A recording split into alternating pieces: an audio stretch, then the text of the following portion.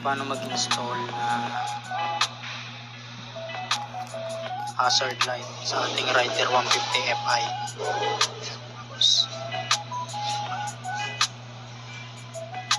So ito, bibili kayo sa Shopee nito, siguro mga 15 pesos nabili ko to sa Shopee. Hazard switch. Nice. Search nyo. So ipapaliwanag ko, ito yung nasa gitna, siya yung flasher. Tapos yung nasa magkabilang dulo, kaliwang kanan, red tsaka puti, siya yung positive.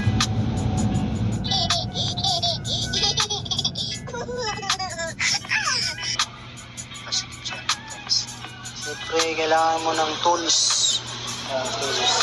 para sa pagbaklas ng header ng ating Rider 150 Fi. At ito, nakuha ko lang to extension kung saan dyan.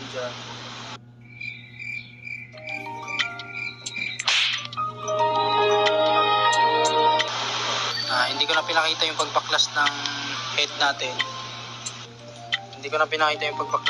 natin. Kung paano pagpalit. Basta itong tatlo na to, ito guys, ito yung fuse, diba? Ito siya, yan.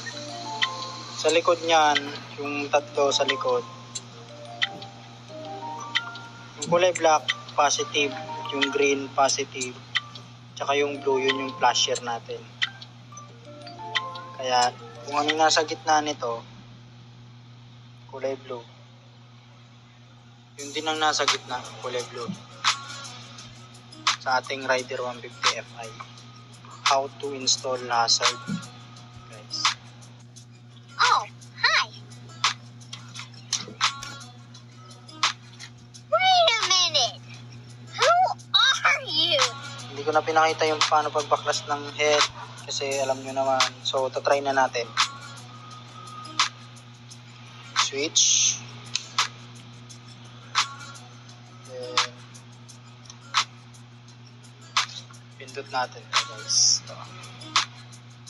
Mga idol.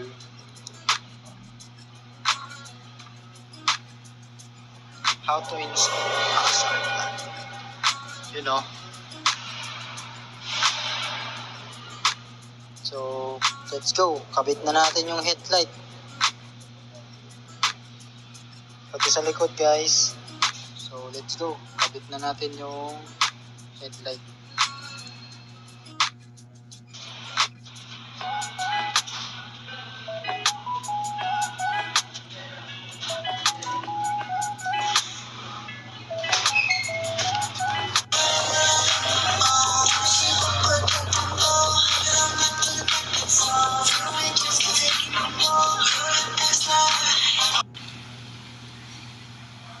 So ngayon, tapos na ang ating hazard switch.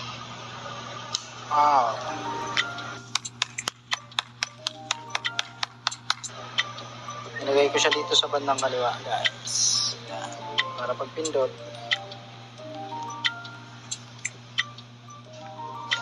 swabe ang dating.